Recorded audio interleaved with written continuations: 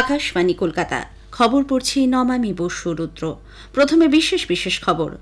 রাষ্ট্রপতি আজ ওড়িশার ভুবনেশ্বরে অষ্টাদশ প্রবাসী ভারতীয় দিবসের সমাপ্তি অনুষ্ঠানে 17 জনকে প্রবাসী ভারতীয় সম্মান প্রদান করবেন।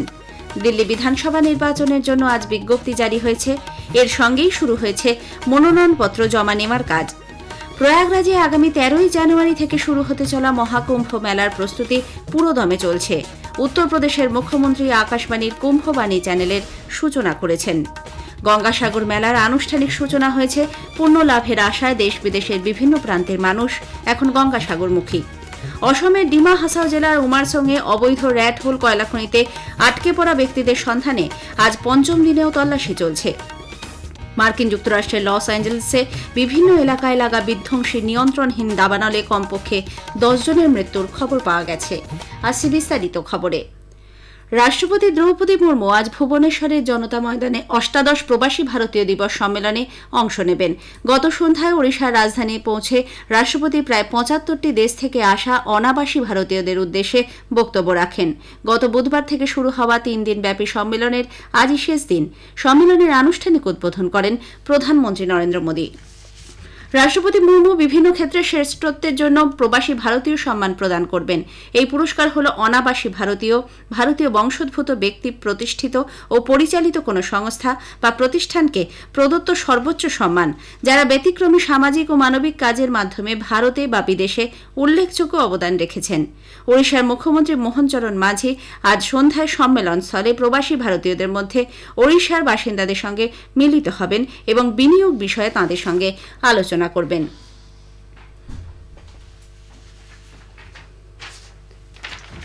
বিদেশমন্ত্রী ডক্টর এস জয়শঙ্কর বলেছেন, লিঙ্গ সাম্য এবং নারী উন্নয়ন ভারতের পররাষ্ট্র নীতি ও আন্তর্জাতিক সম্পর্কের অবিচ্ছিন্ন অঙ্গ। তিনি আজ ভুবনেশ্বরে প্রবাসী ভারতীয় দিবসে 4র্থ পূর্ণাঙ্গ অধিবেশনে সভাপতিত্ব করেন।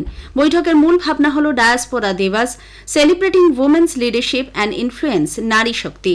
মন্ত্রী বলেন, বৈষম্য অনেক ক্ষেত্রেই জন্ম থেকেই শুরু হয়, পরে শিক্ষা, স্বাস্থ্য, পুষ্টি সহ নানা বিষয়ে তা বাড়তে থাকে। আজকের অধিবেশনে নারীদের বিভিন্ন কৃতিত্বের কথা তুলে ধরা হয়েছে।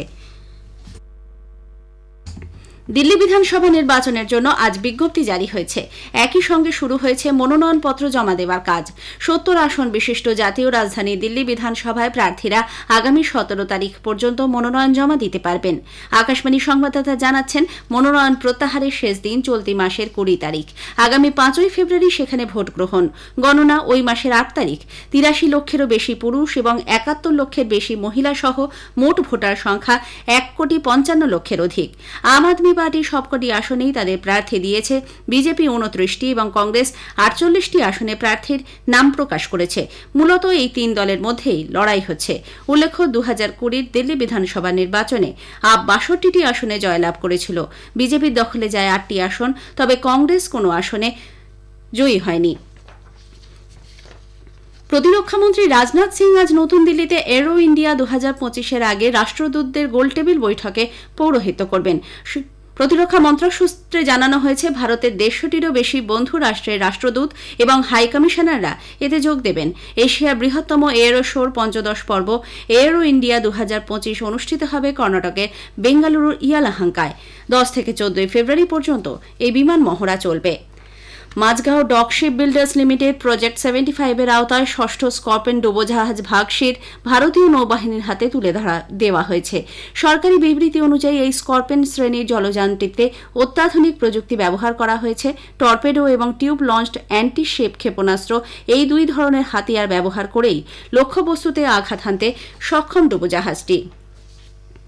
মধ্যবিত্ত নিম্ন আয়ের মানুষদের জন্য উন্নতমানের পরিষেবা সহ বন্দে ভারত ট্রেন শীঘ্রই চালু হবে বলে আজ জানিয়েছেন কেন্দ্রীয় রেল এবং তথ্য ও সম্প্রচার মন্ত্রী অশ্বিনী বৈষ্ণব। আজ সকালে চেন্নাইয়ের ইন্টেগ্রাল কোচ ফ্যাক্টরি পরিদর্শন করেন রেলমন্ত্রী। তিনি বলেন, দেশের নাগরিকদের বিশ্বমানের পরিষেবা দেওয়া প্রধানমন্ত্রীর লক্ষ্য। সেই লক্ষ্য পূরণ করতেই অমৃত ভারত 2.0 ট্রেন চালু করা হয়েছে। যাত্রী সুরক্ষা ও স্বাচ্ছন্দ্য আরও বাড়াতে অমৃত ভারত ট্রেনের কামরায় উন্নত সুযোগ সুবিধা দেওয়া হয়েছে বলেও রেলমন্ত্রী জানান। ये वर्जन 2 है अमृत भारत ट्रेन का। पूरी की पूरी अमृत भारत ट्रेन हमारे साधारण नागरिकों के लिए बनाई गई है। जनरल कोच में वही फैसिलिटीज हैं जो फैसिलिटी किसी प्रीमियम ट्रेन में होती है। इसमें कई फीचर्स नए देखेंगे। सीट्स की क्वालिटी देखिए, फैन की क्वालिटी, चार्जिंग पॉइंट, छोटी से छोटी चीजों का भी ध्यान रखा गया है। जैसे इसमें ये लंबर सपोर्ट है, तो हर चीज का बारीकी से ध्यान रखा गया है। मोदी जी का सबका साथ सबका विकास का बहुत स्पष्ट मंत्र है और उसी पे हम सब काम करते हैं और इसमें हर एक वर्ग के लिए अच्छी सुविधाएं हो, वैसा हमेशा प्रयास। প্রধানমন্ত্রী নরেন্দ্র মোদী আগামী 19শে জানুয়ারি আকাশবাণীতে তাঁর প্রতি মাসে বেতার অনুষ্ঠান মন কি বাতে দেশ বিদেশের মানুষের সঙ্গে চিন্তাভাবনা ভাগ করে নেবেন। এটি হবে মন কি বাতের 118তম পর্ব। অনুষ্ঠানটি আকাশবাণী এবং দূরদর্শনের সবকটি প্রচার তরঙ্গ, এআইআর নিউজ ওয়েবসাইট এবং নিউজ অন এআইআর মোবাইল অ্যাপে সকাল 11টা থেকে সম্প্রচার করা হবে। AIR news, DD news, PMO এবং তথ্য সম্প্রচার মন্ত্রকের ইউটিউব চ্যানেলগুলিতেও লাইভ স্ট্রিম করা হবে। আকাশবাণীতে হিন্দি ভাষায় সম্প্রচারের ঠিক পরেই আঞ্চলিক ভাষায় অনুষ্ঠানটি সম্প্রচারিত হবে। রাত 8টায় আঞ্চলিক ভাষার তর্জমা পুনঃপ্রচারিত হবে। এই খবর আপনারা শুনছেন আকাশবাণী কলকাতা কেন্দ্র থেকে। আমাদের সংবাদ শোনা যাবে ইউটিউব চ্যানেল আকাশবাণী সংবাদ বাংলা, ফেসবুক ও ইনস্টাগ্রাম আকাশবাণী সংবাদ কলকাতা এবং এক্স হ্যান্ডেল এআইআর নিউজ কলকাতাতে। এখন মহাকুম্ভের খবর।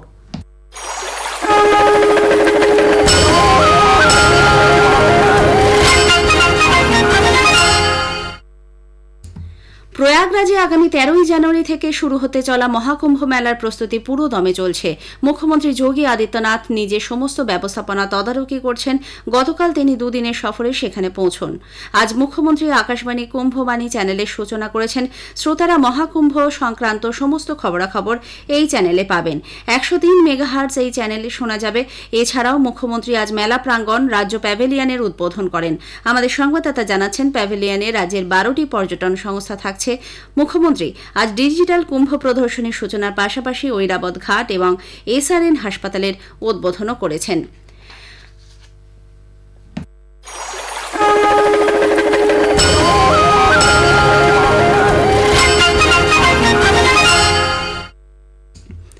এদিকে গঙ্গাসাগর মেলার আনুষ্ঠানিক সূচনা হয়েছে। পুণ্য লাভের আশায় দেশ বিদেশের বিভিন্ন প্রান্তের মানুষ এখন গঙ্গাসাগরমুখী।